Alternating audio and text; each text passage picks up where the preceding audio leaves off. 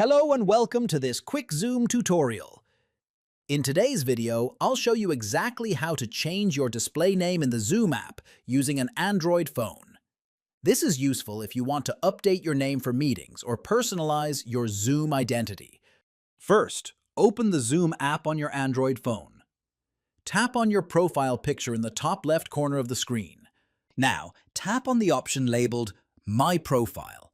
On the profile page, look for the Display Name section and tap on it. Delete your current display name and type in the new name you'd like to use. Once you've entered your new name, tap the Save button at the top right corner. That's it! Your Zoom display name has now been successfully updated. Thanks for watching. I hope this tutorial helped you change your display name easily. Don't forget to like, comment, and subscribe for more quick and helpful tech guides just like this one.